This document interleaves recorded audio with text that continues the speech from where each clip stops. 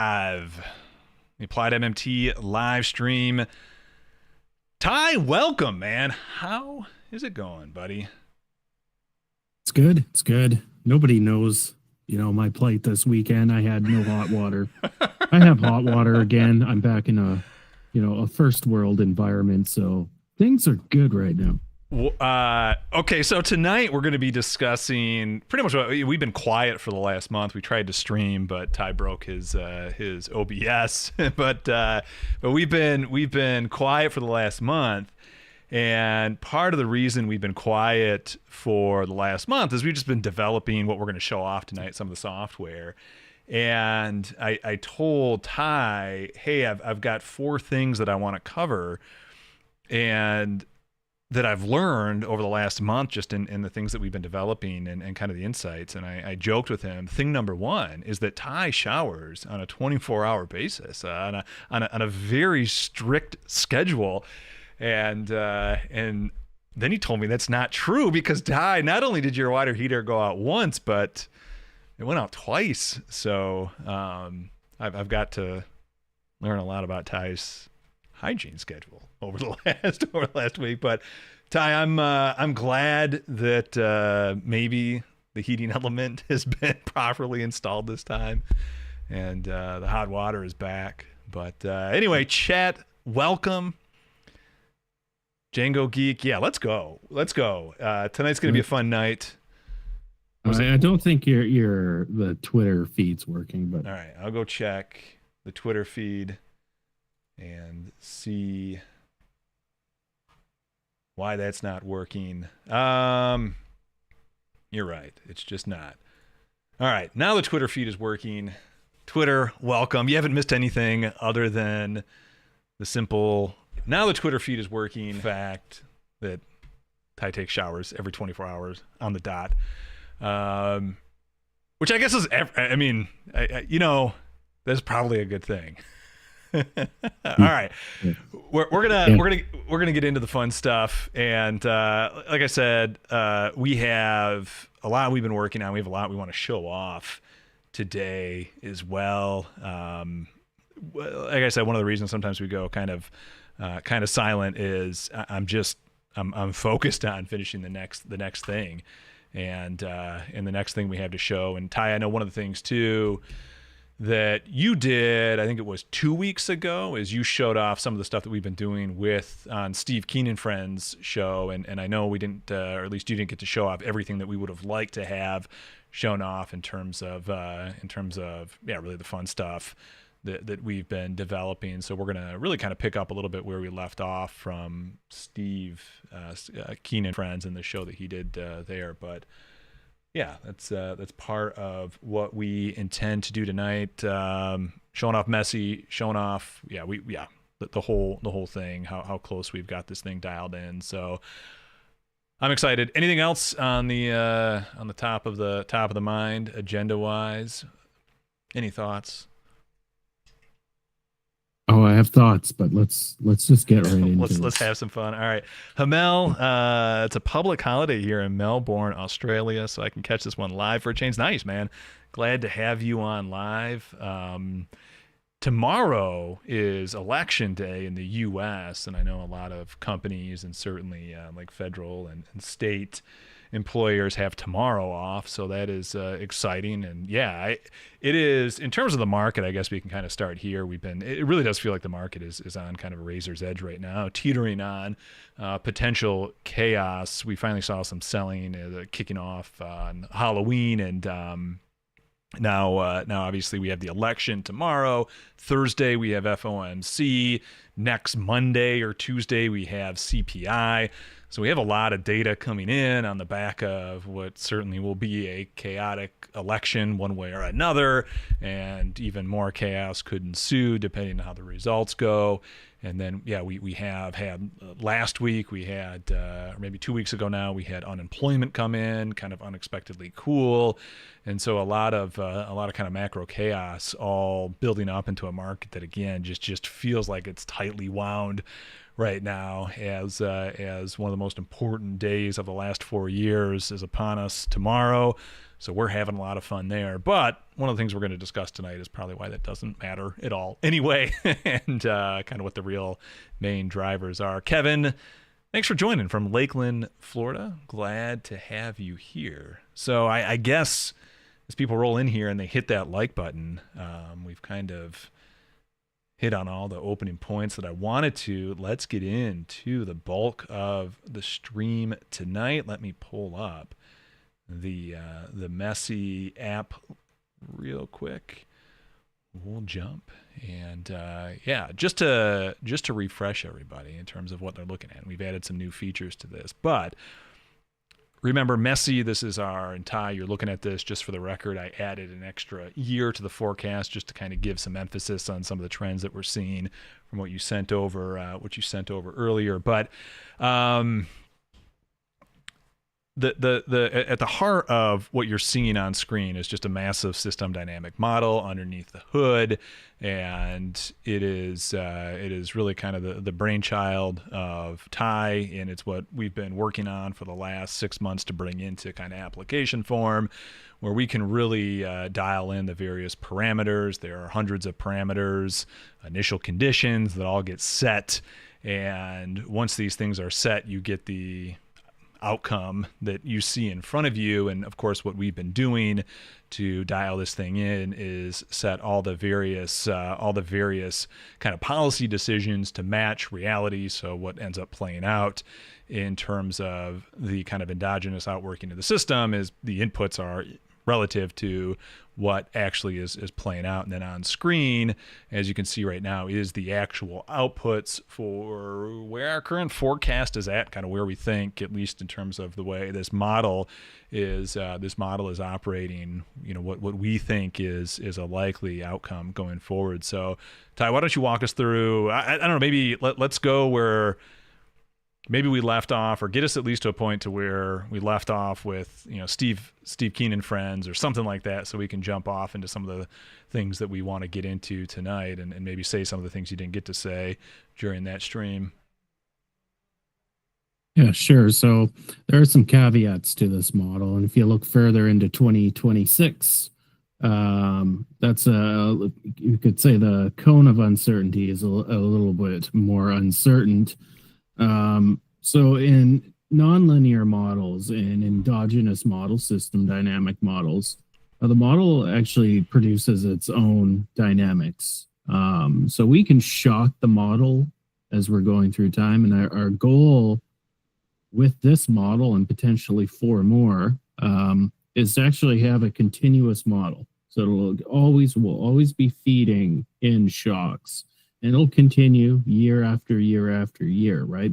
Of this accumulated data. We'll have, deep learning working with us doing that. But it should be noted, the further you go into the future, the more uncertainty with any model. But it does show a turnaround in late 2025 with growth, all things being equal. And obviously, we're going to encounter other shocks on our way there. So it's probably going to look different. We're going to see, increasing unemployment for the foreseeable future into 2025, probably peak out in the mid second quarter, third quarter, and inflation will probably drop precipitously throughout 2025, all things equal, barring any exogenous shocks. It could be wars, pandemics, etc. Things you just simply can't foresee. So that's kind of where the model's at. As you can see, Doug's actually extended it, I think, all the way to 2027. Correct. Yeah. Right. So we're not placing heavy evidence on exact quantitative numbers for 2026, but we do see, a potential pickup in 2026. So expect 2025 to be somewhat flat, barring any shocks to the system. And the model is indicating that come 2026 we can see some real strong growth. And obviously we just have to caveat that a lot of things are going to happen in 2025. And also, we're going under the assumption that the Fed is going to lower rates throughout 2025, and that would be your bottom left-hand corner plot. I did a series of rate cuts. Some of the initial ones are at 0.5, so big ones like we just saw in October. That can change, right? As those decisions are made, I'll alter the model. One of my reasons for why I think rates are going to drop throughout 2025 is, inflation is going to have a lot of downward pressure. And the only tool essentially for the Fed is to mark down the policy rate. So that's kind of where we're at in the model. This version right here is actually a draft version for our next kind of forecast. Hopefully we'll launch it on AppliedMMT. I know some of you guys that watch know my Patreon. We kind of put out a pseudo forecast last month because we're still dialing in the model, but this would hypothetically be a forecast for November. And another thing to kind of, when you're looking at these plots, because system dynamic models are in continuous time, so when we go to make a forecast, we actually have to adjust that to like real calendar time. So the quarters, months, weeks, depending on the data. So it's very granular data right here, because you're seeing literally every 16 hours of the economy, which we don't actually collect that in actual data sets. It's more like, months and quarters. So something else to mention. I like it. Couple thoughts too, just from kind of, in terms of how I'm interpreting this for investment and whatnot, from that lens. Pretty much how I'm reading this right now is 2025 should be relatively unspectacular, which is kind of wild, being that one way or another we will have a new presidential regime in by the beginning of next year. But that all things being equal, it'll be quite ordinary in terms of the cycle, with downward pressure on inflation and maybe a slight rise of unemployment, maybe a slight cooling of growth going sideways through 2025. But what I think is important, I'm actually seeing a lot of good questions in chat right now that we'll address, and part of this will address that, is what I want to know when I'm looking at this, and really, I'm gonna pull back up in just a second. I'm going to run a simulation from 2023, or I'm sorry, from the end of 2020, to show you how this thing would predict going forward, and just to kind of understand how to interpret like kind of future outcomes that this model produces, and how to really kind of grasp at it. What I'm seeing is, maybe 2025 will be relatively subdued, nothing all that fun happening.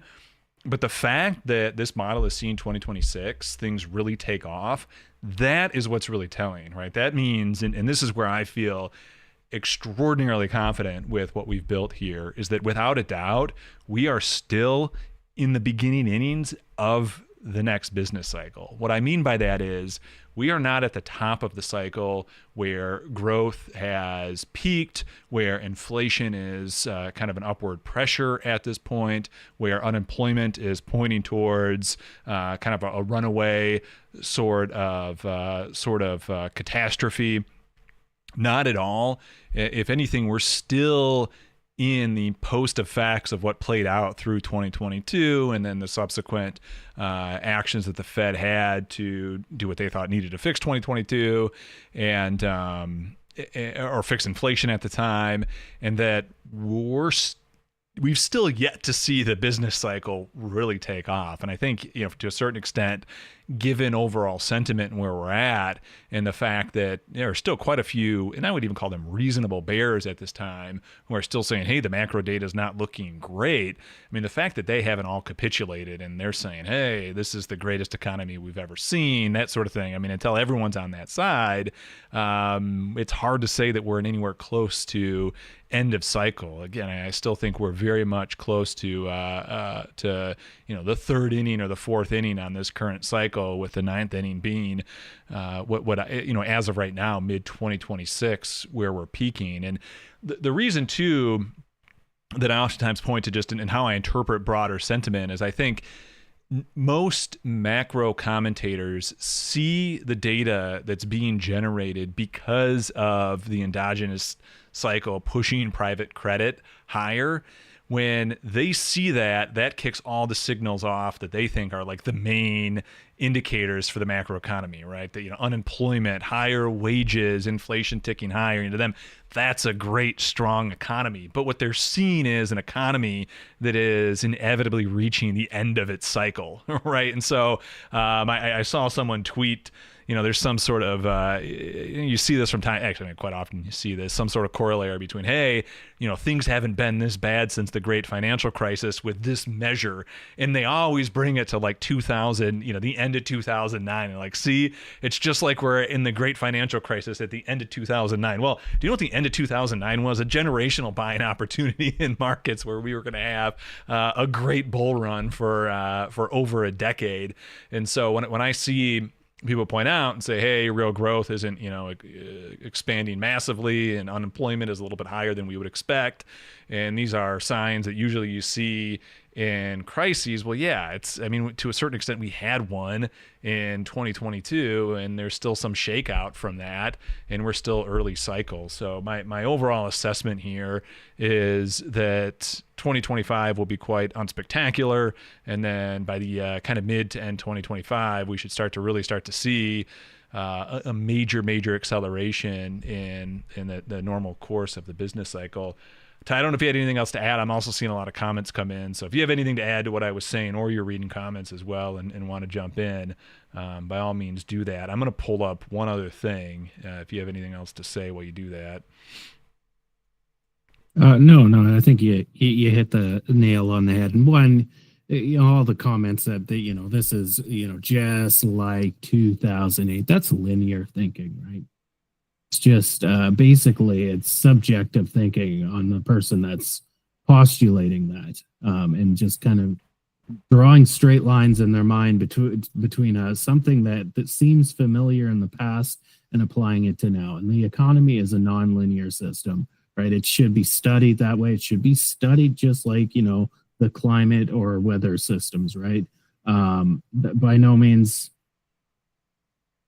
are nonlinear systems always going to be correct, but they're going to give you insights way beyond linear thinking, where growth was right at 2.6% in 2008, and inflation was right at 1.7%. It's just like it was in 2008, so it's going to be like this in 2 months. That's linear thinking, right? In our model, we throw all that trash out the window, right? Yep. It's a very complex system, and there's hundreds of variables going into it. A big difference between now and 2008 is the inverse relationship between public debt to GDP ratios and private debt to GDP ratios. So household debt to GDP ratios were critical in 2007, 2008, and then rates went up, and that caused instability in the system. And then the dominoes fell at that point. Completely reversed at this point, right? The U.S. doesn't have high household debt. The federal government can maintain its debt all at once, so long as the resources are there to employ, and there's lots of resources out there to employ for the U.S. economy. I like it. One of the things that came up in chat was, what about private debt and private debt accelerating, kind of taking on the growth? And so I pulled up, and again, this is one of the things that we can do with the model that we have. So I went ahead in the bottom right here and did pull up the private debt to GDP ratio. This probably can't be seen all that well, but we'll zoom in to the best of our ability here. But what you'll see is in 2025, really going all the way back, it's actually pretty darn flat, all things considered, but going back to the kind of post, we'll call it COVID boom bust crisis, the 2022, pretty flat since then.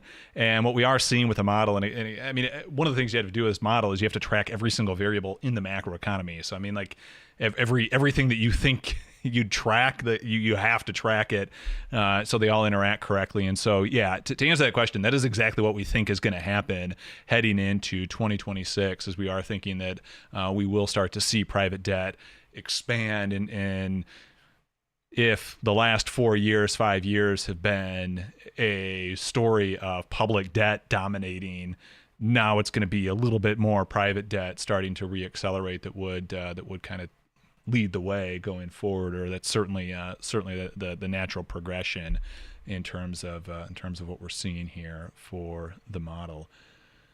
Let's see. I have some more comments coming in. The rate of private credit growth is set by the current data. You can find it on the Fred. Also, been following Michael Howell. Do you see the liquidity cycle peaking around 2025, 2026? I don't exactly know who Michael Howell is or what a liquidity cycle is, but I do think mid 2026 is where things would likely. I mean, that to me, early to mid 2026 is when I expect to finally start to see the signs of like a real bubble economy. What that will look like, though, we don't know, right? I mean, we don't know what sort of deregulation might happen, and in the meantime, like where does malinvestment end up? Where is the trigger point in the sense of like what becomes housing for the next crisis? I mean, those are all things that you just kind of have to see evolve and emerge over time, and I mean, at this point, it's just. It's too soon to know, too soon to tell. What is the trigger point, or what is the trigger for private credit expansion? The model just endogenously creates the expansion of private debt. And Ty, actually, I guess we can just I guess we can just talk about specifically some of the things in terms of why things happen the way they do, and maybe this might actually be, go for it. So private credit in the model is a little bit nuanced depending on what sector is taking out the credit. So primarily for firms, they'll take out credit when profit is rather high, or, they have a high profit ratio. So as profits go up, euphoria in any business, you can go right down to the micro, to the small business owner. If profits are really good, that's when they're going to take out credit to expand their business. Whereas opposed to when profits aren't so good, they're going to cut back and actually pay off debt. So that's a main driver, among many other things, for firms taking out credit. A little bit different in the household sector is primarily driven by rates. And we, again, when you take out any of you homeowners out there, you obviously want to time the market rates to buy a new home. If rates are low, it's a good time to buy a new home. Or rates are high, you'll probably stay in your home and not buy a new house and sell your house. So you'll wait to a little more stability. So that's one of the driving factors. And so profits and rates aren't always in correlation. So there's this nonlinear relationship where you might see, households taking out more loans and firms taking out less, or vice versa, or depending on the economic conditions, that can both be taking out credit. And also with higher earning income earners, this is a little bit different dynamics there as well, because they're either buying fixed assets for income or they're buying equity assets, right? And again, the rates have a different effects on those agents in the model. When I look at 2026, mid 2026, I see probably all the sectors taking out credit at that time. And we have to caveat that with, we don't know where rates are going to be. So rates can suppress that. And right now, so in the model, I'm running rates probably down around 1% at that time period, just because nobody knows where the Fed's going to be at that point. It may, and this is something I've kind of played around with, the Fed may not go as low as I've got rates to the end of 2026. They may induce somewhat of an inflation. The Fed, in my opinion, I don't sit in, the committee that picks rates, but the last thing they want to do is whipsaw rates up and down in a 3-year period, because it looks like they're indecisive, right? And these, some of these people are elected and chosen by our elected officials, right? So there may come to a point where they decide, let's have what we'll call a normalized rate, a natural rate, which is something I absolutely do not believe in a nonlinear system. But they may decide, 3% is our natural rate, and we're not going any lower than that. We might have a little bit of disinflation. Growth might, be suppressed to the point where we get those 2 quarters of decline and it's an official recession. but they foresee maybe in some of their models that there is the potential for some strong growth in 2025, and they may hold rates high, right? And if they do hold rates high, then that's going to kind of suppress what we're seeing in 2026 with the credit cycle, and that's the blue line in the bottom right-hand corner. So there's a lot of things coming into play. It's not just a linear, oh, if they have rates here, this is what credit's going to be in the future, right? We're dealing with like a temporal model here. We're moving through time, and everything is feedbacks in this model. So this model has 32,000 feedback loops. That's how different variables interact with each other, and that is non-linearity at its core. With 32,000 feedback loops, Ty, one of the questions you might be asking is how the hell can you make heads or tails out of this entire model? And you have one of two ways to do that. Either one, you just get Ty on to talk about it and help you through it, or, and this is what we really wanted, we were hoping we could show off on Steve Keen and Friends, but we didn't get to, or you can really pioneer technology that no one else in the world has. And you can embed large language models to actually understand the underlying dynamics at play in your MESSSi model. So first we pioneered a macroeconomic system state simulator. Now we've pioneered the next piece of this, which is really integrating kind of full AI into exactly what it is that you're seeing on screen. And this was the big piece that we've been working on, and can confidently say is just awesome. It's just so much fun. So Ty, while you were talking and kind of giving your answer, I thought, wow, that's actually just a great question. And Ty hates when I do this, where I'm just like, whatever, let's just do it live. Let's make a fool out of ourselves and see if this thing can really do what it is that we think that it should. So here's what I asked us. Can you explain to me the main drivers of private debt, or what the main drivers of private debt are in the MESSSi model? Why would private debt expand aggressively? How does too much private debt cause the business cycle in the model? Give me some equations and theory to explain this. And this is what's awesome. So it has access to everything that the model generates in terms of like the data, in terms of the causal structure, in terms of the underlying theory.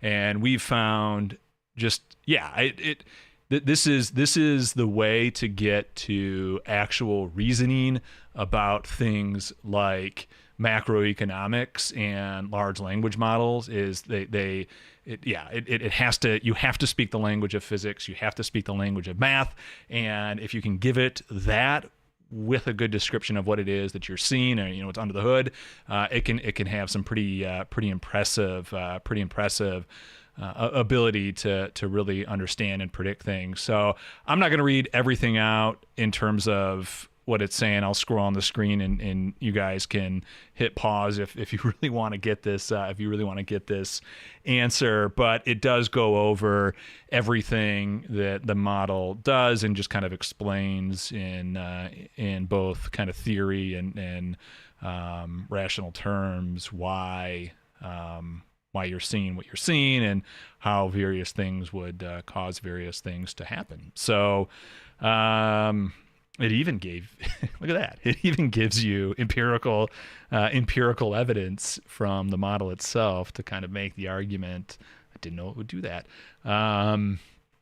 So anyway, that is one of the other things that we have building in the background. And yeah, it's pretty darn cool to be able to kind of dig into this. And what's even more impressive too, I mean, again, as we just develop this, and the plan is to, we're still kind of working out the business model around all of this, and how we're gonna fully start to get this out into everyone's hands to start to play with. But I don't know where I was gonna go with the next comment, but one of the things that I lost my train of thought, Ty.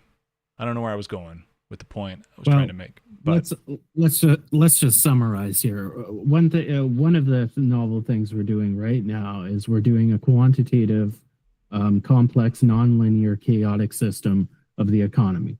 That's stuff that serious physicists and engineers do. for their field. So engineers studying how a bridge will react to wind hitting the side, and will it swing up or down, or do they find an emergent property where it actually bounces up and down, right? Physicists, right? They are, of course, work with, you need a physics degree to really be a climatologist, or even a meteorologist. You need some good physics behind you and some engineering math. That's what we're applying to the macroeconomy with this, and it's just not being done. It's still wadded in the DSGE models, so dynamic stochastic equilibrium or general equilibrium models, where they assume that the economy starts in equilibrium and there's some stochastic shock that shocks it out, but once that shock's over, it automatically goes back to that equilibrium point. That is an 1850s type understanding of the economy one, because they're just simply limited back then. They didn't have computing power. We do. So that's the first novel thing we're doing. The next novel thing we're doing is we're applying both a language model and deep learning to this. So we're feeding it information. We've done white papers, any of the, inspirations that I have, Doug has. We're feeding the language model all that information so we can communicate about the theory. And then we're also having the model give. So you run the model, it'll give that data to the language model, and it can actually interact with what it's seeing, what you guys are seeing on the screen, it's seeing as well. And ultimately, deep learning will take over a lot of these functions, where it can start understanding if a phenomenon happens in the world. It could be an escalation to the war in Ukraine. It would understand which shocks to apply automatically and go forward in the future. Again, very novel. That in itself, we're combining those two. So your complex nonlinear system of the macroeconomy, along with a language model to kind of understand and communicate with something that's very complex. Remember, 32,000 feedback loops, and then a deep learning model. So this model can actually, as I said at the beginning of the show, this model will be a continuous model. No matter how long, Doug and I are in business going forward doing this, the data that we're inputting and eventually deep learning will be inputting will be continuous. So we'll be able to go all the way back years through this model and look at it, right? That's what we're doing. That's really the novel thing. It's none of those aspects are being performed in the fields of academic economics, so macroeconomics, and nor is it really being applied in macroeconomics for the finance field, where they're looking at the macroeconomy to see how it's going to influence equities, bonds, and whatnot. They're not using these tools. So that's why we're really novel. And that kind of sums up everything Doug was saying.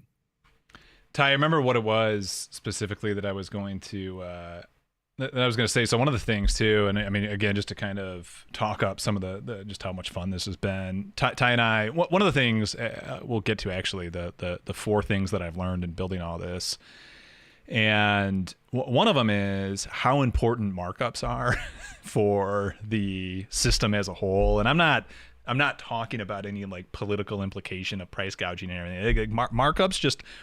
The model is very sensitive to markups, and they serve a very important purpose.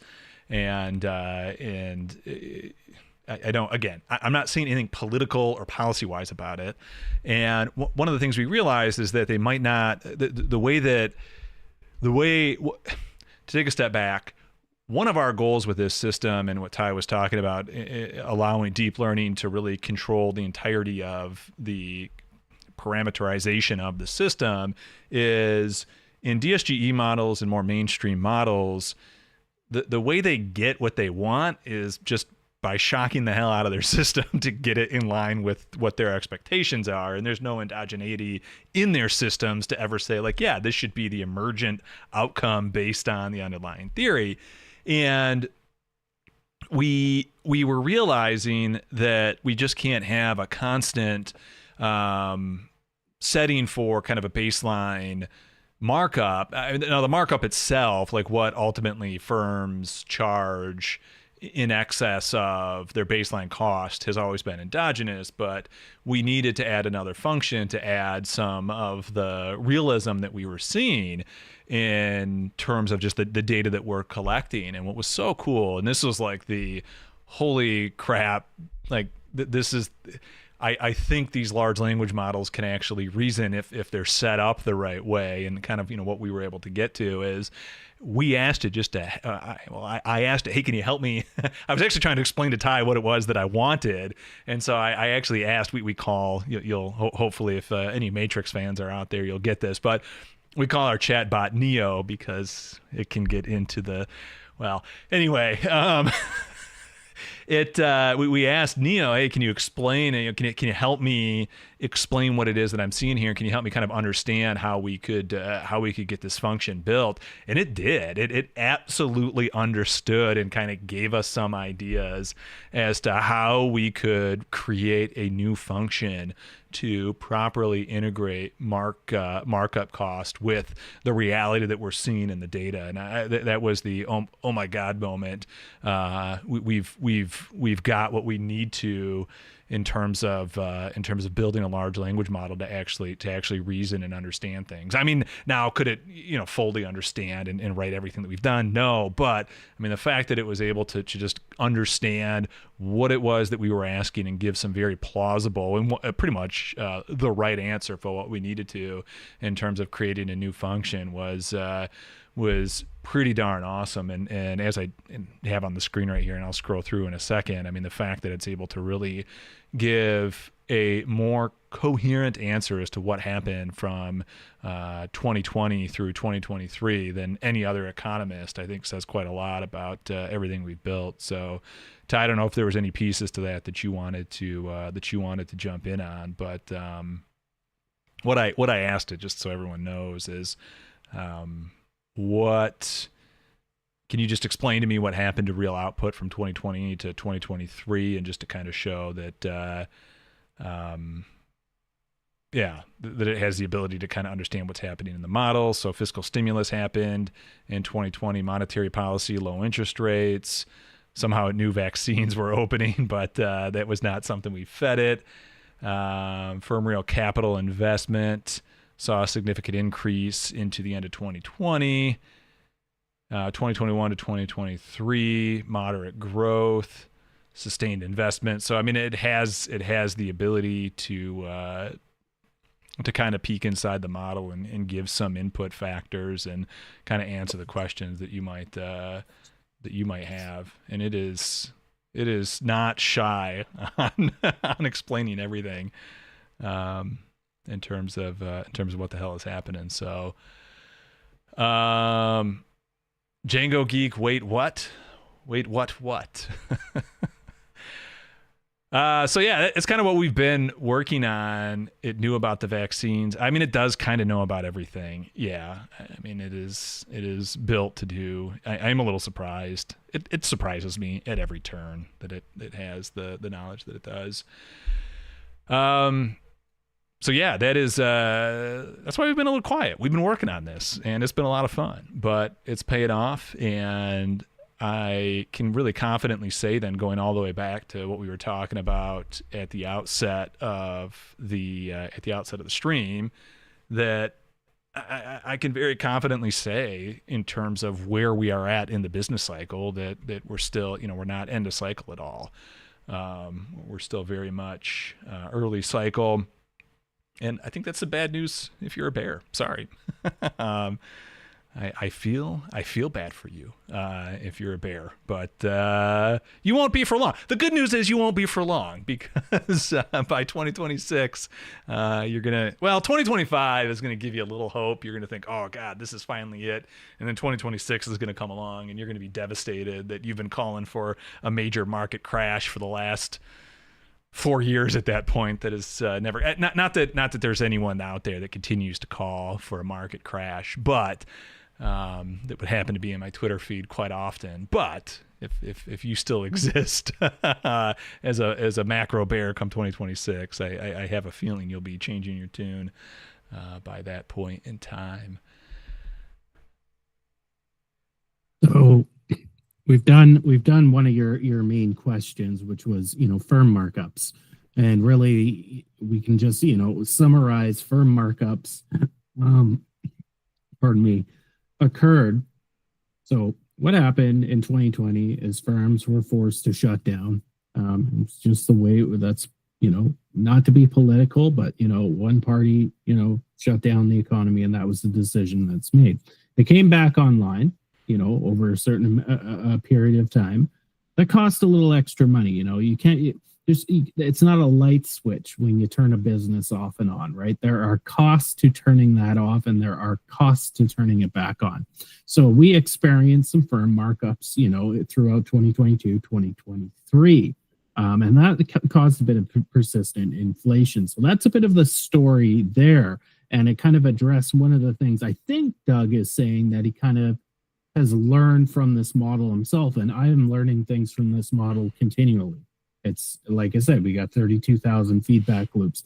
Doug and I have conversations, and I'm quite, as the macro guru between us, I'm quite firm on some things, and Doug will say, well, yeah, what about this? I'm like, no, I can't be right. We run it through the model, and lo and behold, the model's agreeing with Doug, right?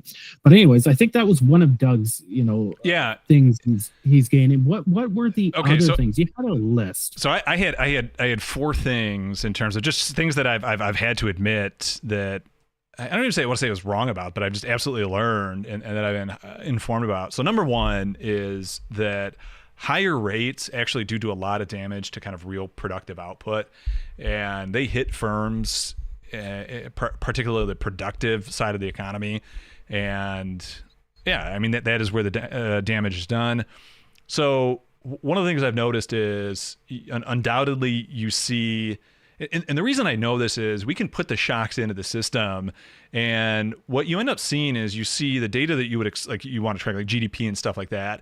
And when you get GDP to match reality because of the shocks that you've pushed in the system, and the outcome is kind of like ancillary variables that you would expect to also act a certain way, and they don't, and they end up mimicking reality, then you can be pretty darn confident that there's something to glean there. What I'm trying to say is, if you don't hike interest rates in our model in 2022, then you do end up seeing, I think, slightly higher inflation and slightly higher growth, but you also end up still very much getting, when you then do employ the rate hikes, you still end up getting the kind of asset price cycle to take off regardless. And so when you see asset prices push higher, that was one of the variables we didn't show, but yes, it's there as well. We are tracking asset prices. Very, very important. And then another thing too that I didn't even show is, if you looked at the top of the screen, we call it the Oracle. There might be a theme here as to we're code naming each one of these projects, but we are using each one of these variables into various kind of portfolio construction, optimization, reinforcement learning models. So there's more to this. We'll show soon. We'll show that part off soon when we feel like it's absolutely ready for showtime. But asset prices are definitely one of the things we're tracking, and so you do see asset prices push higher because of the interest income, but you definitely see damage done when interest rates are hiked to the sort of variables you would expect for the real economy to kind of slow down in. So interest rates do have damage when it comes to higher costs for firms to increase productivity, and there is undoubtedly a bit of a lag between those higher costs and then ultimately the additional income that would support higher profits to then kick the business cycle back up. So that was thing one learned. Ty, I don't know if you want to kind of elaborate on thing one, or if you just want me to go through all 4 of these, and then you can. No, I think you're correct, right? So there's obviously more first order effects, with firms. That's an additional cost when they pay higher interest. They're paying higher interest, the profits go down. If we're using a little bit of Minsky theory here, lower profits means a lower rate of investment. A lower rate of investment means there's less capital goods, so factories, machines, etc. That means there's less output depending on the capital output ratio, which means there's less employment. So, in that perspective, Doug's highlighting that that's the damaging part of higher rates. But on the flip side, there is like a second and third order effect of higher rates. The government is essentially it's doing more government spending by injecting more dollars into the economy, tends to go to certain subsectors of the household sector, and they turn around and they consume more, whether it's buying capital goods themselves like big mansions or medium-sized homes, or consuming more, just buying more TVs and whatnot. That then, of course, then boosts profits for firms, and then they start to invest more. And this is what we're kind of driving at here. This is all very non-linear stuff. There's no like A equals B, right? And then bam, we've got C. Well, actually C feedbacks into A, right? So it's a very non-linear process. So there was a narrative coming out of the MMT camp that higher rates are inflationary to a degree. And that's true. And I spoke to Doug a few weeks ago where I got a certain situation where I was just running some hypothetical runs in the MESSSi model where I jammed up the policy rate and actually saw growth occur right after it because of that, right? And that was because of the extra dollars going into the economy. But it's a very nonlinear relationship. And what I've seen out of my research is that ultimately higher rates are affecting your productive growth of your economy, and that's what drives everything. We measure things in dollars, and we can use dollars to manipulate that growth and to meet our certain objectives as different nations on this planet. But ultimately, if there's less production, it's ultimately a bad thing. It's the stuff we buy, right? It's the stuff that employs people. So yeah, that's a great insight that Doug has realized. What I'm trying to say is Ty was half right, but only half right. The other thing, number 4 on my list, we already talked about this, is that markups are really important. And part of this too is I think the kind of Warren Mosler insight in all of this in terms of rates and what he realized and what he calls his term structure prices. And I think I've tried to develop this even more, but in terms of macro theory, I think what's going on and what's witnessed there, understood there in terms of higher rates kind of being inflationary. Obviously, the interest income is really important, but when it comes to markups, if you own a company and you know that interest rates are going higher and that's going to increase your costs, then and you're going into a more competitive environment because of that. And by competitive, I just mean higher interest rates push you to the edge of failure faster, right? And that just I like to use kind of if you play poker and you know what like a poker tournament is, that the blinds and the antes go up over time. This is kind of like interest rates going higher. They force you to take risks, and when you're in that environment and you're forced to kind of take risks at a micro level, the macro implication of that is then that there is some sort of function of higher interest rates forcing you to start to charge more to immediately pass on the higher cost to generate more profits. Now, what ends up happening is, and this has kind of been the MMT case for a long time, is there are winners and losers at the micro level.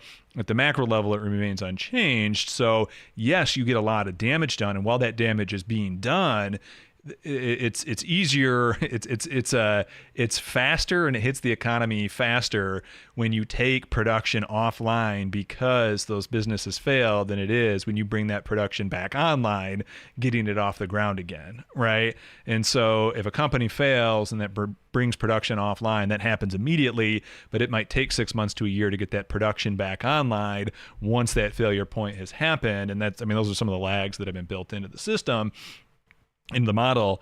And so the point is, yes, the winners are going to win, and in aggregate, it'll all level out. But in the meantime, the thing that is kicking back off the next cycle is the very fact that now all of a sudden the winners, their share of profits is even higher, meaning at an aggregate level, there's that investment function that is triggering because of the higher profits allow the next business cycle to take off.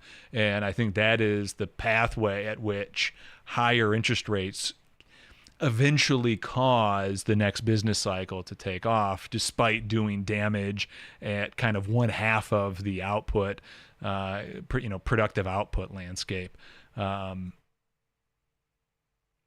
Theoretically too, again, it's not all just interest rates driving our cycles. There's many experiments I can run in this model where I could jam up the policy rate to 10%, let's say, and I could jam up, deficit spending, by a proportionate amount and find some sort of, there's no equilibrium in our model, but it's cycle around different equilibriums. They're also repelled from certain equilibriums, a nonlinear model, remember. So there are it's not to say, this interest rate is always going to cause the next business cycle, because there's so many system states where there's different variables involved that can change things. For instance, interest rates, here's an example. What we saw, interest rates were actually going up. But what firms were doing is they're just compensating by marking up their prices more, right? So in that sense, in a nonlinear system, you saw interest rates that didn't work at that point. But in another situation, maybe firms are more timid of marking up prices, and then rates go up. And then in that case, maybe rates are more effective. All things equal with taxation and government spending from the federal end, right? All things equal from imports and exports from the foreign side of things, injecting money into the economy, right? So there's so many nuances, right? And it's very easy to get stuck on one narrative. Oh, this is an interest rate thing. Austrians, right? And not actually look at the entirety system, of the picture. Yeah. Right? Yeah.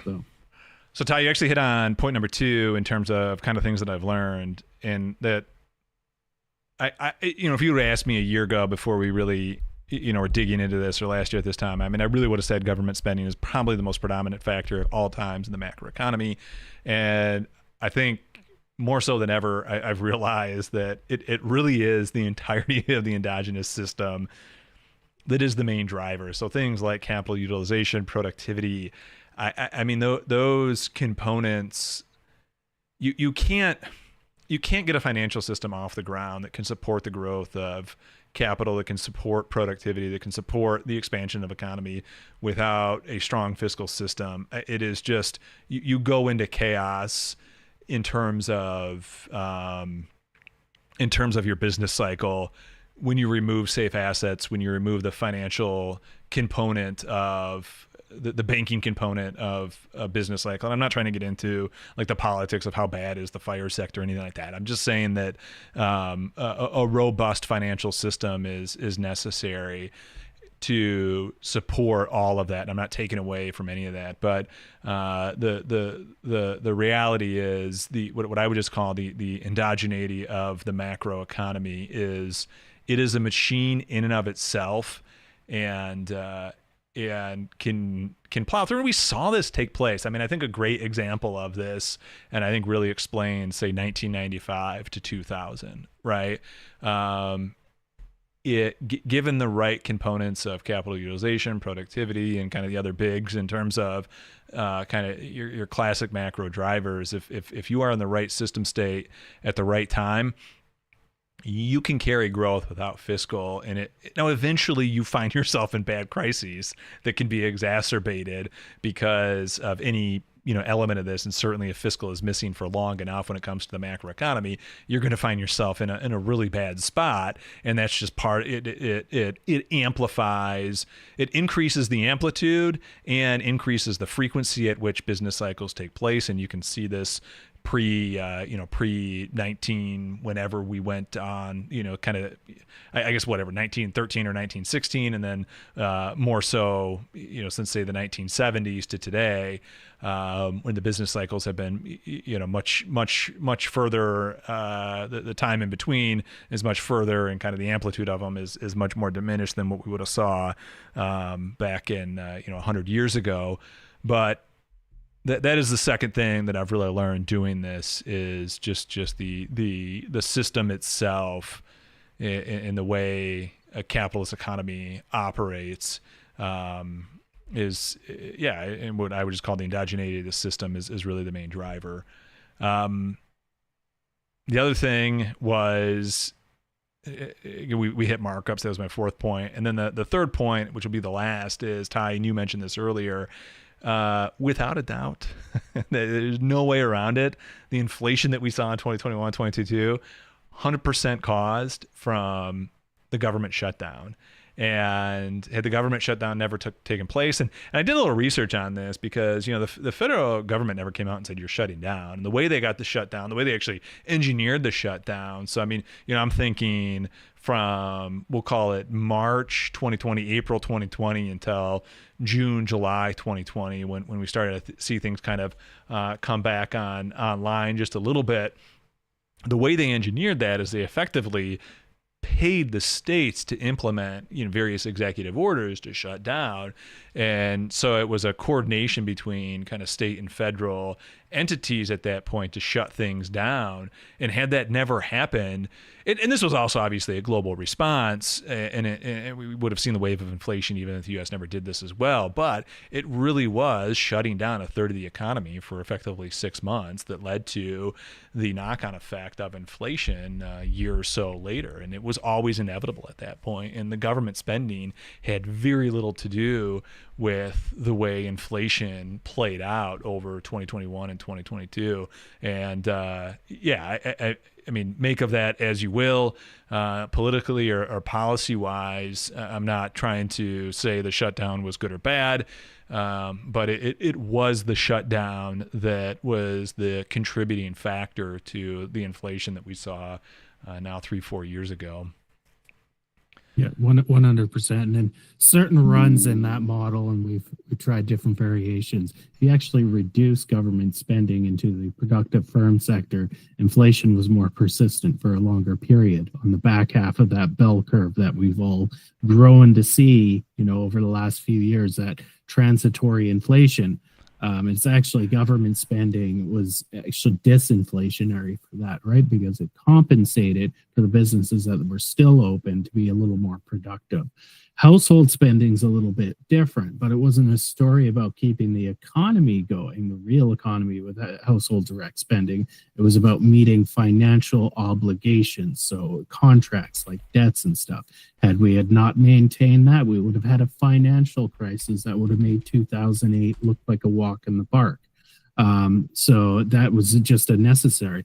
That was somewhat inflationary, but not to the degree that we actually saw inflation. That was entirely a supply issue by shutting down the economy. We've run it many different ways in the MESSSi model, and it's pretty conclusive. That was the issue. Other things, I think Doug was saying, government spending is, bottom line, at the end of the day, we've decided in our societies that government spending is 30% of GDP. It's just like consumption, right? It's just part of the economic engine, right? If you remove that, then you have more risky or private sector spending coming into play that is a lot more unstable. And we can see that pre-1907, right? Where we had a banking crisis every 4 years, right? I know some economic schools will dispute that, but the data's right there, right? They try to torture it and say, no, this data was false because it's old. But there's quite a distinct variation between, after the World War I, right, and we had our big boom of the 1920s, right? It's because everybody came back home from World War II, right? And everybody was very gung-ho on investing and everything like that. But from that point forward, right, we saw a decline in the variation, the amplitude of our business cycles, right? And that was the stability of government spending, right? And we've just decided that is a good way for our capitalist system for it to be a component of GDP. But all it is employing people, right? It's just if you drop the political ideations behind it all, and you just look at it like I do mathematically, it's a component of GDP. It's a component of our yearly growth. It's a component of our employment. It's a component of our production, right? And it's rather stable, right? Because there is a currency issue backing it up, right? That issues that currency. It's not to say that the resources are always there for us to issue that currency and employ them.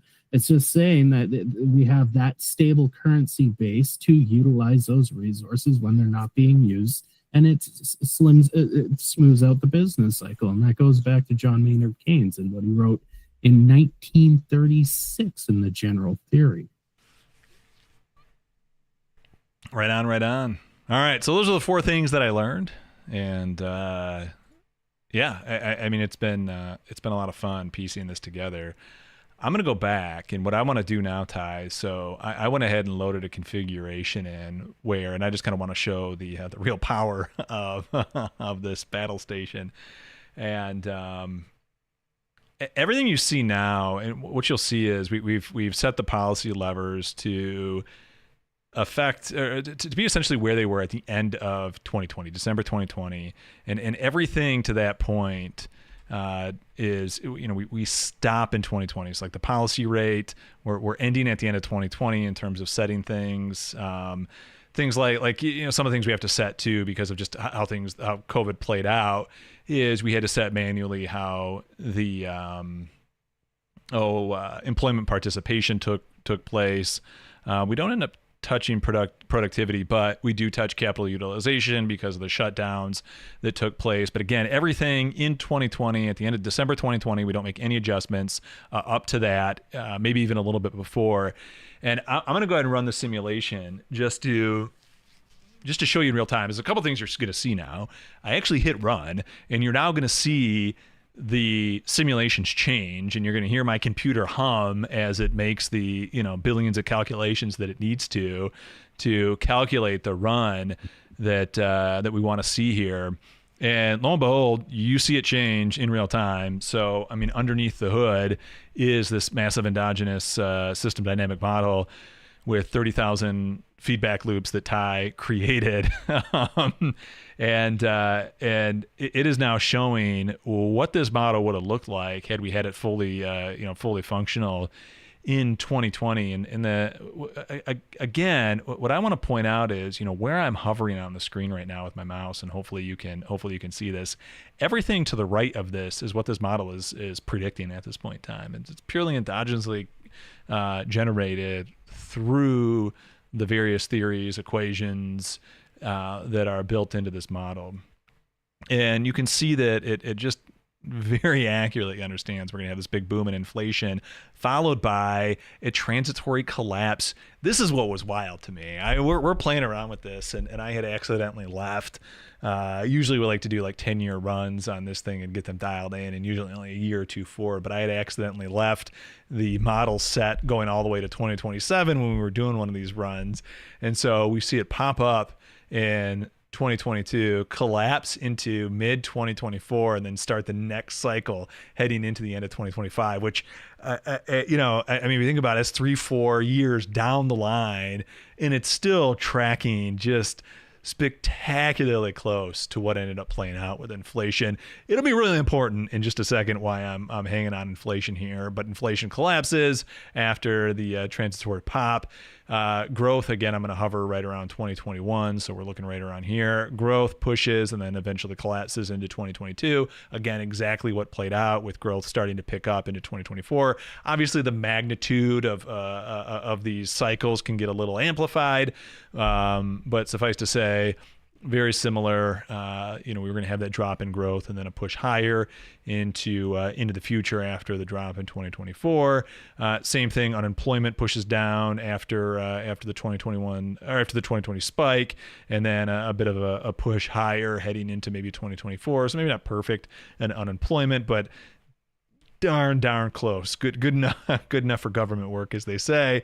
And then, well, as you're going to find out, far better than federal government work in just a second. And then just to kind of show that, in fact, you know, we did stop touching this model in 2020 one, we never we just let deficit spending happen as is. Again, just letting go of the controls, and then the policy rate never shifts off 0%, and so that is the model. So why hang on this 2024 thing or this 2020 thing so much? Well, we actually have access to the Federal Reserve's flagship DSGE models, and they've been publishing them for quite a while now, a handful of years in terms of their own forecasts. And we could just see what it is that they were seeing in December 2020, exactly when our models ended in terms of what they were looking at. And by the way, we're not grabbing anything from the future, and we're not even making it. I mean, we could have made future assumptions that would have been probably accurate to even dial in the accuracy even more. And I mean, it's absolutely okay to do, and they were doing that with their models. Let's go and take a look. One, they did get growth pretty darn well in terms of what it was they were looking at. And to a certain extent, you would expect this. And Ty, I think maybe you can speak to this a little bit more elegance than I can in terms of what DSGE models are. But if there's one thing DSGE models are good at, it is adapting to shocks and bringing them back down to equilibrium, which was always going to happen anyway, right? So like that is just a feature of any system. So I don't know if you have any thoughts as to why it's not terribly unsurprising that they got their GDP forecast accurate enough. It's something that DSG models are just a little bit better at handling. If GDP compared to other variables is almost very linear. You have consumption, you have investment, you have government spending, and your net difference in imports and exports, right? So a model can be calibrated to pick up GDP, but how it achieves that GDP, that DSGE models don't know. And they have fraudulent micro foundations to try to build up a theory. And as you can see here shortly, when you show other variables, you're going to see it would have been impossible to achieve that growth rate that it showed after the lockdowns without some other variables doing some important things too. However, in their model, we're going to see as we roll along here, that didn't occur. All right. Here's their inflation forecast. And coming up next, they have inflation effectively continuing to collapse from 2020 into 2022. So this is the flagship Federal Reserve DSGE model saying don't expect much inflation. And not only don't expect much inflation, but also we're going to put an uncertain bound from complete and utter collapse of the global economy to moderately high inflation at that point, going even higher into the future. So suffice to say, and I think Ty, this is the point you were getting at, their models are obviously incapable of understanding the actual dynamics that are at play in a macroeconomy because they're not using the right tools. And the right tools are exactly what we've built up just to show you again what our inflation looked like pushing into 2022. And you might even think, Doug, you must be pulling the CPI directly from the Fed. And we're not. This is not connected to the Fed at this point in any way. This was created by the model. Go ahead. Really nuanced that the last shock introduced was 2020.8 in the model, I believe.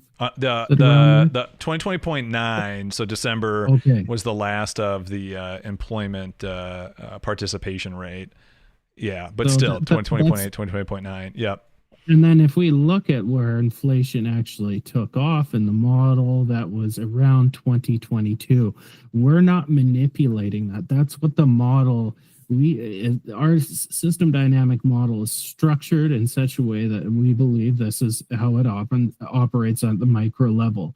And if we just don't touch it, it's going to give out endogenous behavior. And our model, without shocks of going up in inflation, said we're going up in inflation. In fact, in that run, it landed actually right on the money at peak inflation, just over 8%. It's not to say that, oh, great, you can just, do a shock in this model and then run it for 20 years and that's going to be accurate. There's going to be more exogenous shocks that come down the road. Like those would have been when firms came back online, interest rates changing, firm markups. But what we're trying to say here is DSG models don't endogenously generate this sort of behavior, right? They're very linearized. The shock happens, and then it wants to return immediately to its desired equilibrium point, right? And that's what you're seeing in the DSGE model run that Doug was showing on the Fed website there, is it's just quickly returning to its postulated equilibrium, right? Because it's a general equilibrium model. Yeah. Ours is a non-linear model. You cannot have 8% growth without something happening to inflation, without something happening to employment, right?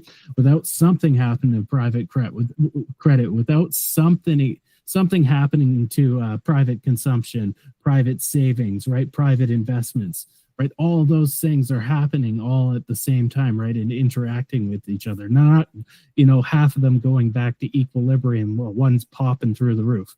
That's not reality. That's not how any system works, right? You can ask, somebody qualified like a physicist, which I'm not, right? And they will say the same thing. Any system behaves that way. The macroeconomic system is a system, right, of interacting parts, nonlinear system. I like it. Ty, I think we've hit all the high points, and if there are any questions in chat, I guess send them in. I see Ken PDX. Are you guys and Keen the only ones doing non-equilibrium models? Do you know of any other efforts along those lines? There are two other, prominent. So we'll go back. There's actually, who first started the idea of a national model was Jay Forrester. So Jay Forrester was the guy behind Urban Dynamics, which eventually kind of inspired the idea. I don't know if you guys remember the game SimCity. So that urban dynamics model was of an urban dynamic, and you could do different policies and get dynamics out of it. He was the first guy to do the practical situation with system dynamics, where he went into General Electric because they were trying to figure out why their business cycle wasn't matching up with the broader community's business cycle. And he went in and built a bunch of models for them and demonstrated why they were having those issues with NGE, and all this stuff you can look up on Google. And he also was part of the World 2 and World 3 models, which was popularized in the limits to growth. Well, during those successes, he was looking at economics, and he was an engineer. And so he was looking how economics is modeling all these things. And back then, there was the real business cycle models and some input-output models. And he looked at it, and he was like, what is this? And I can't say the words here because I want Doug to get monetized on his live streams. But nonetheless, there was some foul language used. And he tried to develop a model. And he kept working on it, but it never met his expectations. And one of his concerns was that we all know how economists are. They're gatekeepers to their theories, right? And he was always trying to meet those expectations. So he never really got his model out and published. Some people have seen it. There's been two efforts made by two individuals. I can't remember their names. One is for a guy from Japan. Next time we're on, I will mention his book. I just can't remember it off by hand. He built a very large, sophisticated system dynamic model, except it was all built on neoclassical assumptions, i.e. banks were lending out customers' deposits, right? So the assumptions were wrong. And then there's another guy named David Wheat, and he's quite prominent at the System Dynamics Society, and actually showed off his national model at the System Dynamic International Conference, but it wasn't a quantitative model. It was more just a behavioral model of how the economy works. But outside of that, just the academic endeavors, that's all that's been used, whereas Doug and I are actually taking this and we're applying it to the field of finance. And through that, really, we're applying it to the field of economics. We are developing a quantitative model that is predicting variables in a specific country, in this case, the US. So to answer your question in a longer route case, there's historical people, 3, that have done it, but just never took it anywhere. We're the 4th, group of people, we are taking it somewhere. We see there is a value in here.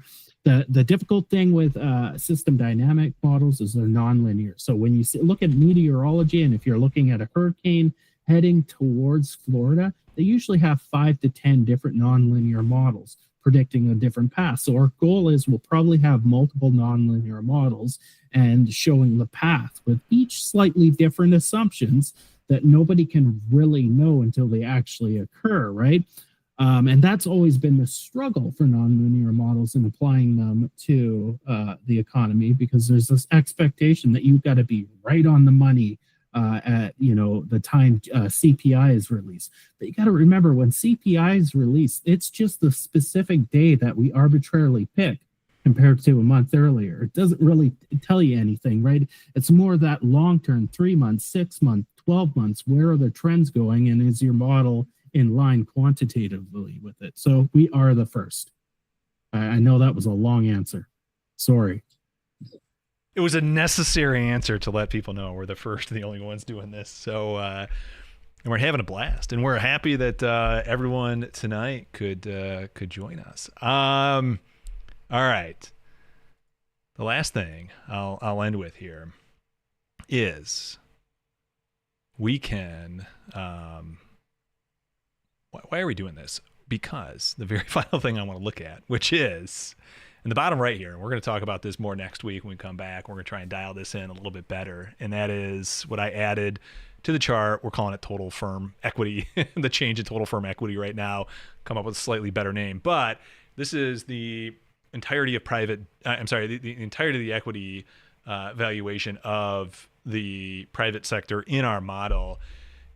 In other words, this ends up mapping pretty darn closely with what the stock valuation of this thing would be, and a big run up into 2022, collapse in 2022, and then a big run up into 2024. So we're close, very, very close to getting this thing thoroughly dialed in to even understand. And again, this is still on the run that we started or that I ran a second ago that ended at the end of 2020. So it obviously knows what it's doing and can do some amazing forecast into the future.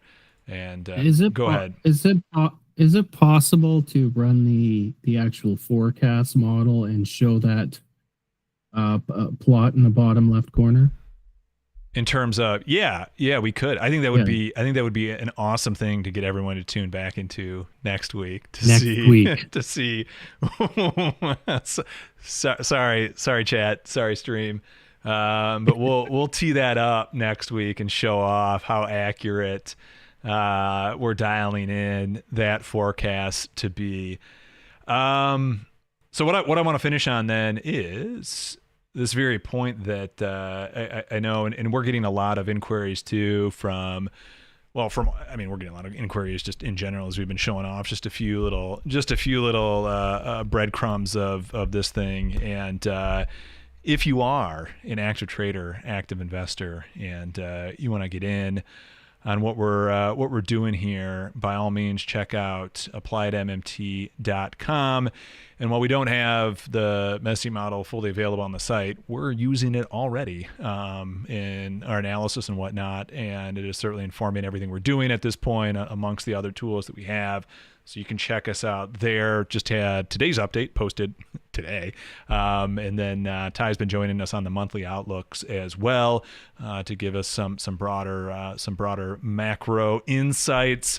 AppliedMMT.com.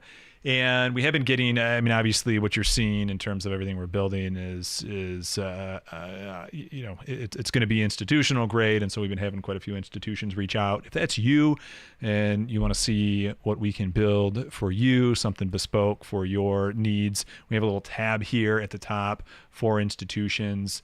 Hopefully my mouse is showing there, but click for institutions. There's a little thing that you can get in touch with us, and we would love to set up a meeting and kind of show off some of the things we can build with the tech. But that is where we are at tonight. Some exciting stuff to show off. Come back next week, and we'll have even more to explore in this fun kind of AI, deep learning, system dynamic endeavor. Ty, glad to be back at it, man. Glad to be back at it. I know we took a little break, but I hope the viewers understand that we had something we had to build. So, other than that, Ty, I don't know. You got anything else before we say goodbye? Oh, geez. What did Biggio always use? I'm not going to be doing that. Same bat channel. The limericks. Same bat time. Yeah. Next week. I'm not as creative. Something, clever line. See you next week kind of thing. Yes. Same here. Not gonna give it a go. Not quite that good. Hey, chat. Thanks for tuning in, everyone. Thanks for sticking around. Yeah. Until next time, good trading. We'll talk to you then. Bye-bye.